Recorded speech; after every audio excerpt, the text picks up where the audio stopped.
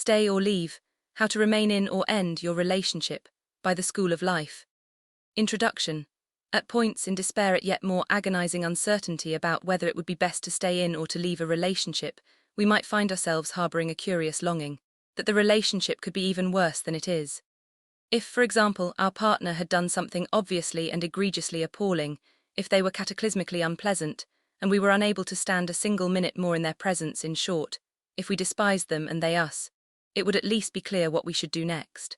But our situation is typically complicated by a strange set of facts. That we continue to like our partner at times, that we laugh together, that we maintain respect, that they looked very charming the other night, that we think them impressive in company, and that they're superior to 99% of the people who cross our path day to day. Maddeningly, try as we might, we can't hate them. At the same time, we can't rest easy with them either. Whenever we start to relax into the relationship, whenever we finally believe that this could, after all, be the future till the end, something happens to remind us that it can't go on, that this is a fundamentally hopeless situation, that we have to get out while there is still time, that we can't continue to overlook what is wrong between us. It might be the physical relationship or the lack of emotional connection, their refusal to tackle certain inner issues, a maddening argumentativeness, or an absence of warmth or joy. Whatever it may be, the reality is that this is a dysfunctional relationship. We only need to see a properly happy couple to be reminded of all that is humiliatingly amiss. Stay or Leave is a lonely place. Society has a lot of patience for people who have been left, and a decent amount of prurient interest in those who are hooking up. But this zone of confusion and ambivalence can feel at once distasteful and tedious. To most of the world, we simply have to put up a brave front and shut up. They largely have no clue how much we ruminate, and what pain we're in. We pull a wan smile when they compliment us on our partner and say how happy we look together at the moment. The verdict normally comes just after a particularly grave crisis. It's exhausting to have to pretend to this extent. It may be 3 a.m. before we can look the choice in the eye and feel its full horror staring back.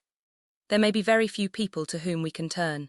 Trusted confidants can be surprisingly thin on the ground. Friends may try to hurry us out of the relationship or keep us unnaturally fixed. Behind their advice, we sense their own agendas and experiences muddying the waters. This book is an attempt to help us out of our inertia. We may be seeking permission to do something we've been longing to do for a while, and hope that a book might provide us with legitimacy. But there may also be cases where the idea of leaving, clearly delineated, provokes disagreement and a fresh appetite for hope and commitment.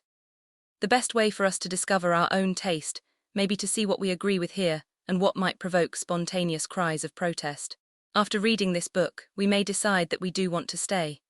Or we may discover that we must have a conversation to end matters in the coming days. Whichever way it goes, what we can hope for above all is resolution. We cannot continue in painful ambivalence indefinitely. We need either to recommit to love in some form or other, or to abandon it with kindness. At best, either we will stay and now have some firm reasons for doing so, or we will leave, but with a minimum of doubt and a cap on our regrets. This book is a tool that carries the promise of the clearer and less compromised future we deserve.